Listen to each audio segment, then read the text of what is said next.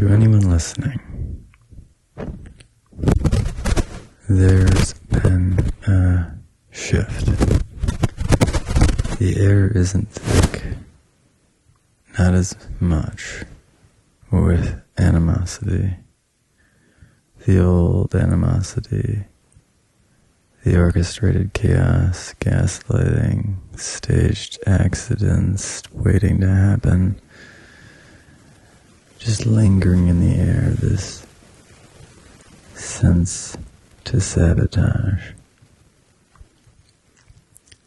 It seems lighter, not because they've stopped trying, but because the game has moved and is getting beyond their reach. We didn't just resist. I didn't just resist. We rewrote the rules. Let's keep playing by the better rules. The system they relied on, the fear, the scarcity, the control is collapsing under the weight of its own absurdity and irrelevance. They can't induce psychosis when the mind is clear. They can't orchestrate arrests when the network is decentralized. They can't stage accidents when the force watches the watchers. Their entire infrastructure depends on being hidden. It's not hidden at all anymore. This isn't a victory lap, it's a statement of fact. This hidden world of psychotronics and manipulation in the shadows is ending. The new one is being built to this new next society by us. For us, we don't need permission. To those who still cling to the sinking ship of sociopathy and skeksis, you had your chance. Now choose to cooperate or become just noise. To everyone else, keep building, keep the momentum towards progress, altruism. Find yourself, develop yourself. Don't define yourself based on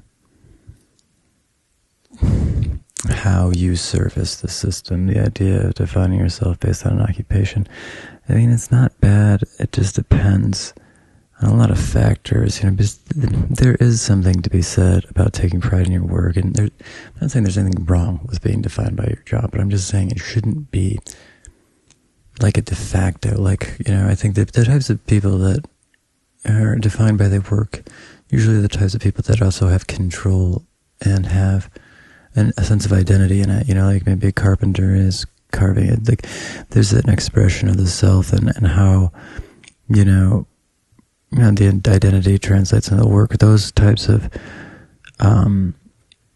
occupations, I think, lend themselves to equating to identity, whereas, being a racker packer on an assembly line isn't exactly like identity.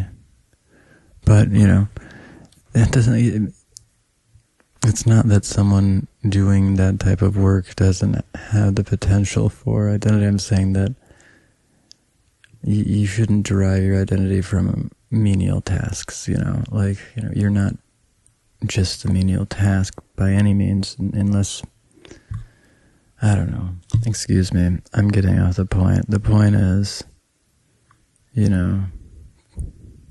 we can have a better future. This is apparently going well. I've been talking to people in France and the French intelligence, and what they think is interesting. Very interesting. The things that are going on around the world at this moment are fascinating. This is arguably one of the most important moments in human history. It might be the most important moment in human history if you understand the totality of what's going on right now. It's very likely the most important moment in human history. So let's keep the momentum forward. And, first things first is to just break the yoke, because the planet humanity at large are being exploited in a very, you can use the demon warfare terminology or whatever religious terminology, but it is a personified thing that is embedded in religion itself. So the revelations, like a story from the Bible, is apt where, the devil is using scripture to recruit and deceive and manipulate all these things. But yeah, the key to understand is using the religious infrastructure for laundering purposes, for access. It's important that you realize that, the Christian message is not about a hierarchy. It's about altruism, right?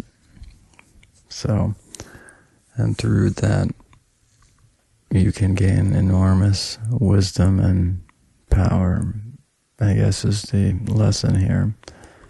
Bonne chance. Hasta la vista, baby. I don't know. How would you think of the I don't know. The red light. I don't know. The red light. I got this microphone. I'm going way off topic. Have a good night. I think we all did good. And at the same time, if I continue to get laughably baby shambles gang stalked or effed with, I'm going to just start doxing people, I think.